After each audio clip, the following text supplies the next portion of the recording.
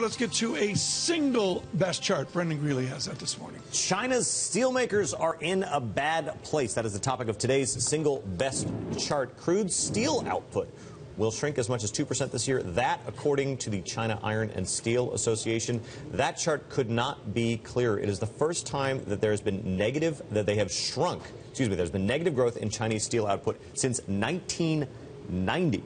So, Neil Dutta, Renmac Research, what are we looking at? Are we looking at, I can't figure out, looking at this chart, whether we're just looking at a Chinese story of the end of construction or whether we're looking at something that is more closely tied into the commodity supercycle. Well, I think it's both, because China is such a big driver of the supercycle. I mean, I think right now China faces a, sort of a tug of war between achieving its short-run growth forecast, but also implementing a longer-run kind of reform agenda.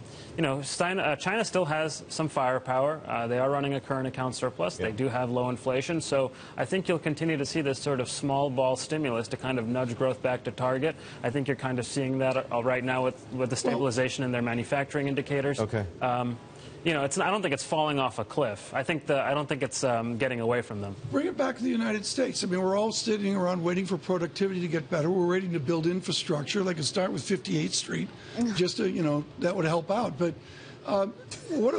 take it over to steel in the United States. I mean, where is investment in America?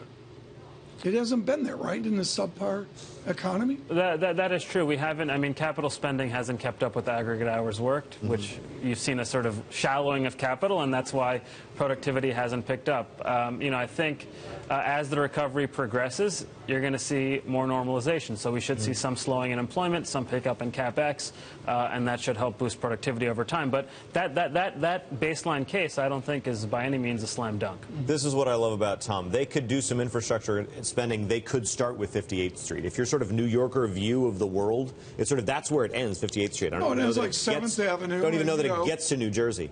Over to 2nd Avenue, maybe. Staying with China for just a second, one of the things that the party has said is that they can maintain output, particularly for steel, by focusing on massive infrastructure projects like the new Silk Road, One Belt, One Road, all the way to Europe. Is that the answer, or do they just have to go through a 1970s U.S.-style deindustrialization? Well, I think they are. I mean, you're sort of seeing it, right? I mean, their currency has, it's no longer considered undervalued by the IMF. I think that's an important signal, and that's going to help, over time, boost consumer spending there, right? A stronger currency and, at the same time, deindustrialize the economy. So this is, remember that China is growing more slowly, but it's a much larger entity. So in terms of its contribution to global GDP, it's really not as bad, I think, as is being made out. It's contributing about the same. I still say Janet Yellen's central banker to the world.